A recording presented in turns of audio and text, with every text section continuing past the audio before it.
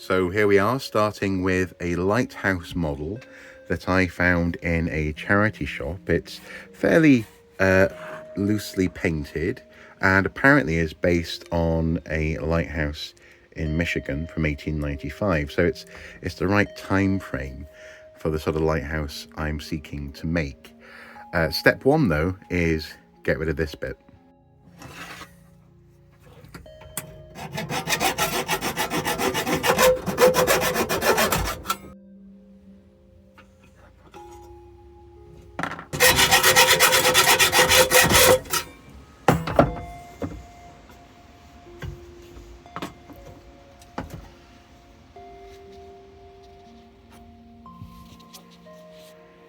Okay, so that's the top successfully off. While I was doing this, I noticed that I have to be careful with the railings. It's all quite soft metal, and this is very, very soft here. But you know, it's also free weathering if it gets a little bit dinged up here and there. Now, for the new light. It's going to be something like that. The base is now glued in place, and the light just fixes on like so. And let's see. Yeah. Next step will be to make some covers that can go on here in the daylight. I took a template of the solar panel sensor on top of the lighthouse and used that to create a foam block that would allow me to carve out the shape of the missing roof. Using a very sharp blade, I allowed the rest of the roof to guide the angle of my cuts, and I was really pleased with the final effect. Some sanding and a bit of refining of the shape was all that was necessary, along with dinging up the rest of the roof just to add some thematic weathering. I actually redid this panel after I painted it, and I'm so glad I did, because the final effect, continuing the lines of the roof over those solar panels, light sensors, is well worth it. It means I can turn the light on and off, even when it's daylight. Fantastic.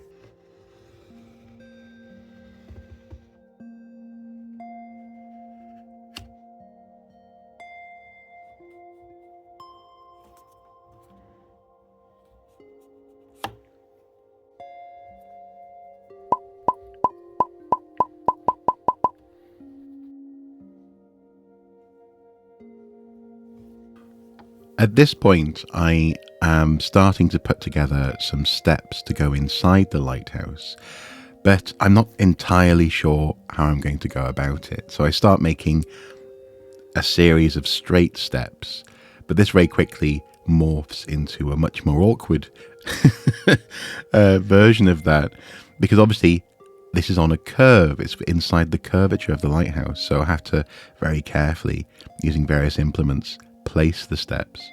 But the high-tack glue that I found was simply amazing. Even so, I did have to lean the lighthouse at an angle so the glue would dry against the wall there.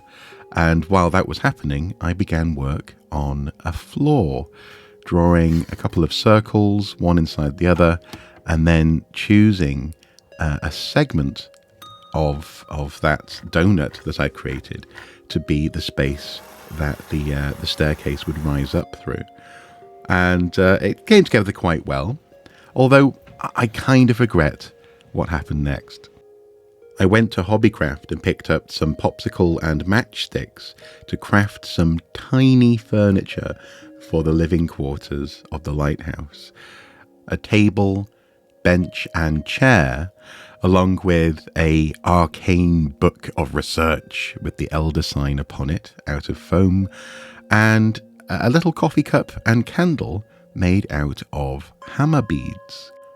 Now, to be clear, I don't regret building this furniture, but I do regret installing the floor and the living quarters so early on, because once I'd added this detail, I knew I wanted to add more detail inside the lighthouse.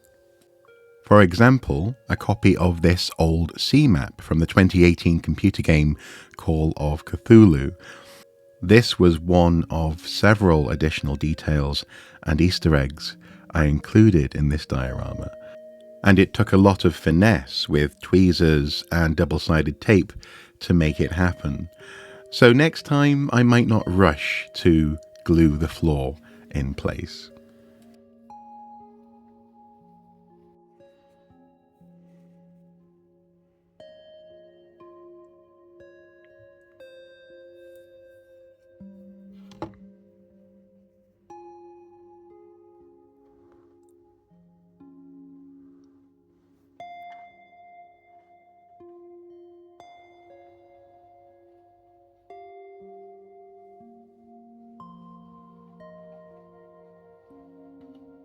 This is a second poster that I included in the living quarters. It's actually by the artist Fatang on DeviantArt.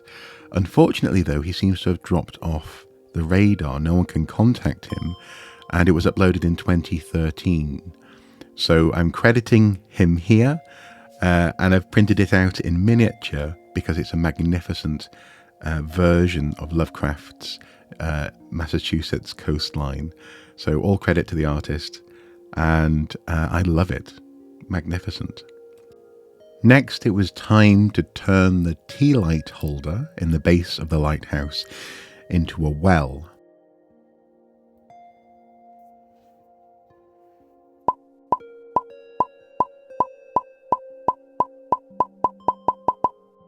And with the leftover air drying clay that I had, I made a tiny bucket.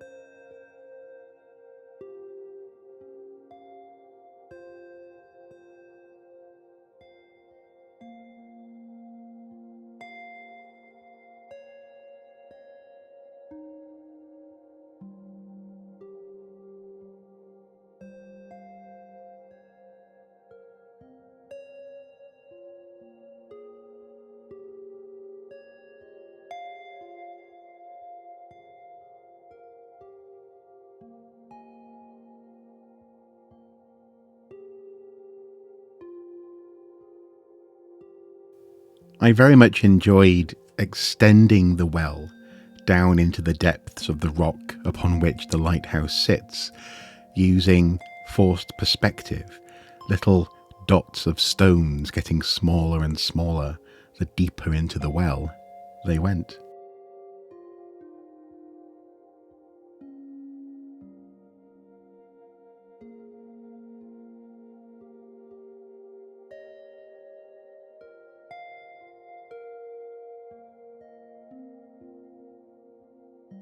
Next, it was time to create something coming out of the well. The first instance of drama in this diorama. I started with some air drying clay and gave it a bit of an armature wire because it was going to be reaching out of the well and I wanted it to have some internal strength. Bit by bit, I refined the shape from a sort of lumpy sausage into something more like an amphibious arm. And then using milliput, I sculpted some details for this appendage. I wanted a strangely flat, slightly sort of webbed hand, and I gave it some fins or spines on the forearm.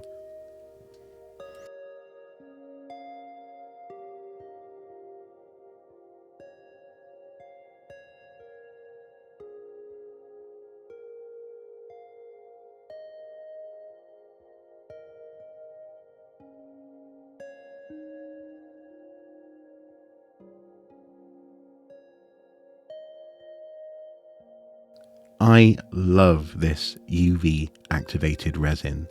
It's so convenient and effective. And here we can see I'm using a dental mirror just to get the UV light in at the base of the curious arm emerging from the well.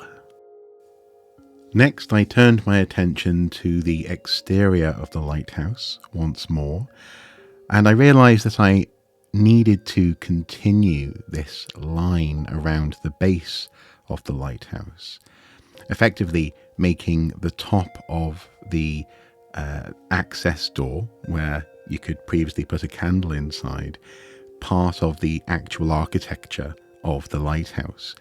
This would also help with defining where I was going to paint the red or magenta stripes later.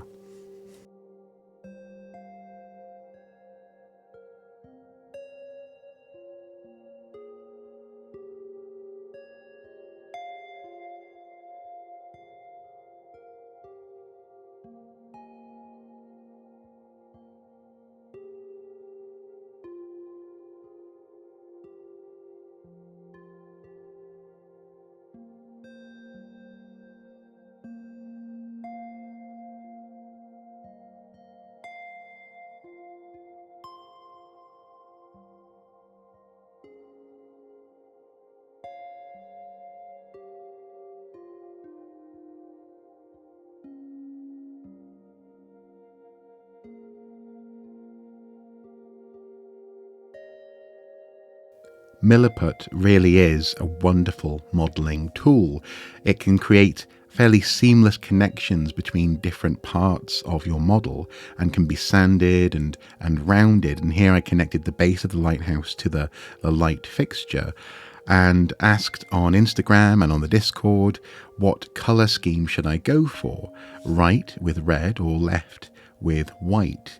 And resoundingly, almost everyone suggested right red, and I have to say I did agree, but it was fun. It was really nice to get some outside input on this model.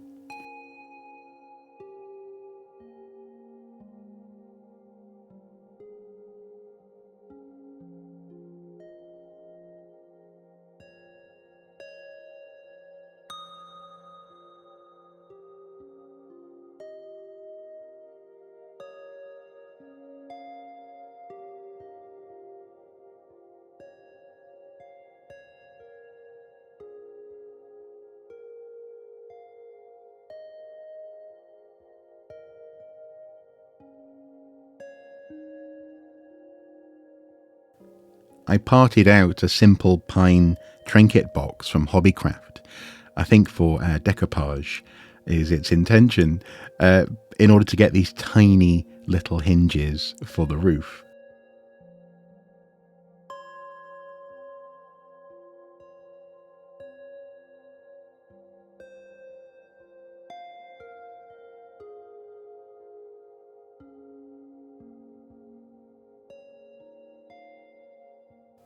The next day I was off to a craft fair in Whitley Bay. Welcome once again to Whitley Bay Alternative Craft Market. Everyone is welcome. As ever, there's a fantastic selection and array of the spooky, weird, creepy and cool to be found at this craft market. Today, in addition to prints and pin badges, I've brought the Lighthouse along to do some crafting while at the event.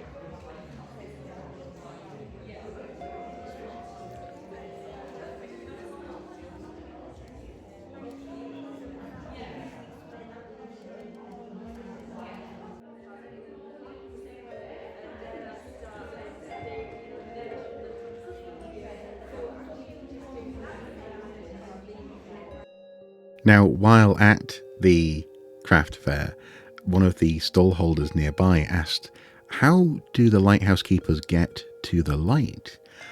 And at one point I was going to put a little ladder on the outside of the lighthouse, but that's too dangerous, especially in stormy weather.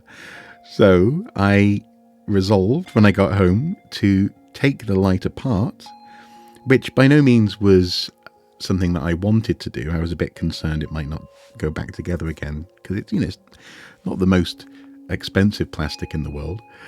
But I'm so glad I did this. I installed a trapdoor and hinted at a metal grate on the floor, and also added an Easter egg for the 2019 movie The Lighthouse, starring Willem Dafoe and Robert Pattinson, where they go insane in their lighthouse, probably in part because they're mixing honey and terps and drinking it. So I figured honey and terps in the light, where Willem Dafoe has strange experiences, would be entirely appropriate. The next morning, as I was approaching the end of this build and preparing to go to the Innsmouth Literary Festival in Bedford, which is actually what I was building this for, I had a remarkable idea. I woke up thinking about Fresnel lenses, the lenses that you find in lighthouses that are designed to be relatively flat and lightweight, and precisely the same kind of lens that are used on reading aids. You can find these credit card sized plastic lenses effectively, and cutting it to the same diameter as the light fixture on my lighthouse, I could mimic actual lighthouse technology with a Fresnel lens in miniature. And I was so pleased with how this turned out. It magnified and focused what's quite a small LED tremendously well.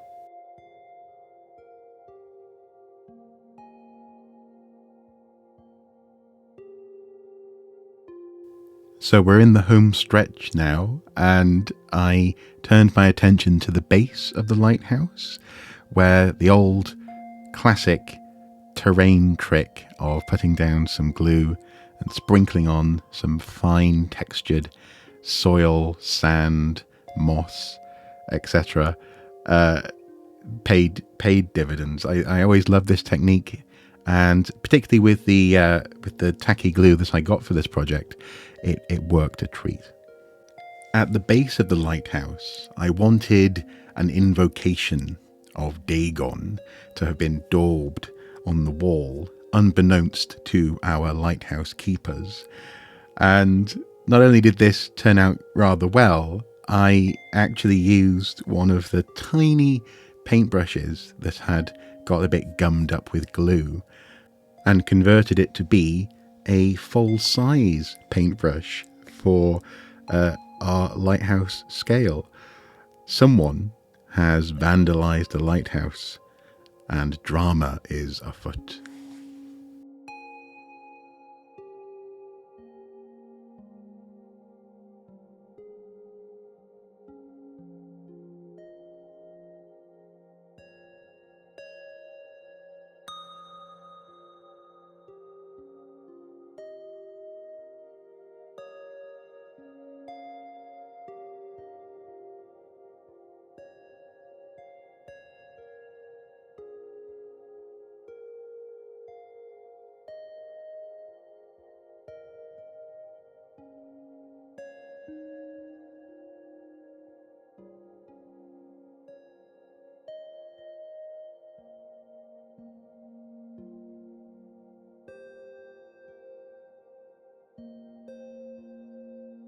In one final moment of madness before working on the lighthouse keepers, I decided to install a heating system. It had been bothering me right from the beginning that they had no means of keeping warm.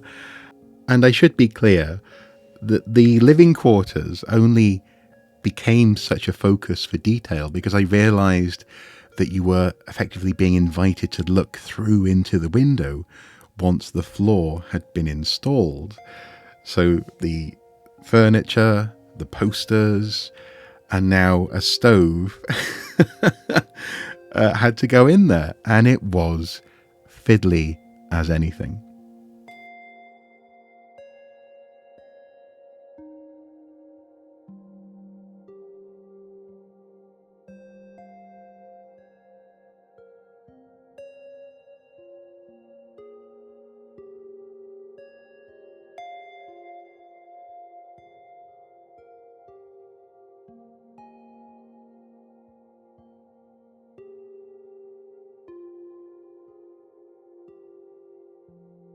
Now, finally, I did source some excellent 3D models of lighthouse keepers to print on a friend's 3D printer, but they're 1:16 scale, whereas the lighthouse is approximately 1:60, 1:64 scale. And that's a factor of 4, shrinking these models down to a quarter of their original size. And unfortunately, the prints were not usable. I had 48 hours to go until the Innsmouth Literary Festival, and I figured I'd go digging in my Warhammer drawer. And there, in an unopened box of heavy metal Necromunda gang members, 2 Delac figures stood out as being candidates for running a lighthouse. It was gone midnight, so there's no footage, but once again, Milliput came to the rescue. I was able to construct a beard and a beanie cap and a lantern and a flat cap and a pointing finger, where previously there had been bald heads, tech gear and guns. I'm actually really pleased with how this worked out, and the scale is just about perfect for the lighthouse.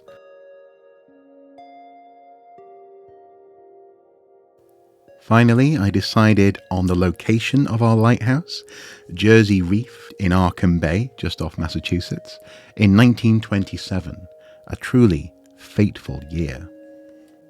Thanks for watching my first build video. Please do consider subscribing if you've enjoyed this. What would you like to see me build next? I do have some ideas in the pipeline, but suggestions are always welcome. Anyway, now for the reveal. Something has been summoned at Jersey Reef. Something that ought not be disturbed round the point at Innsmouth. The lighthouse keepers of Jersey Reef are accustomed to all manner of queer sights, and some say that these have driven them to the edge of madness already.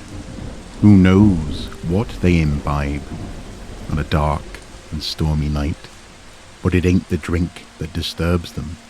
They are amazed, transfixed by mysterious dark shapes in the stormy waters of Arkham Bay, where no man nor beast ought be.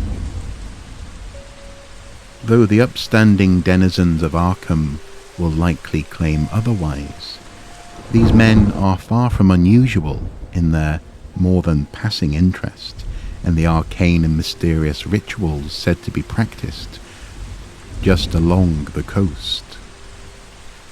Little do these men know, though, of the events of this evening in Innsmouth, of the stirring up of the deep ones in their midst, and little do they know of the nature of that which is emerging from the well beneath their feet. Well, I had a great time making this diorama, and I'm particularly pleased with how the roof came out. Being able to turn the light on in the daytime and yet still charge the battery for the light was really important for this build, and I think it's quite an elegant and pleasing solution. There's also one final Easter egg built into the lighthouse. While building this diorama, I noticed that you could peek down through the base of the light, almost like a telescope. And so I could not resist but turn it into a viewing experience, peering through the eye of Dagon on the unsuspecting living quarters of Jersey Reef Lighthouse. Thanks for watching, and take care.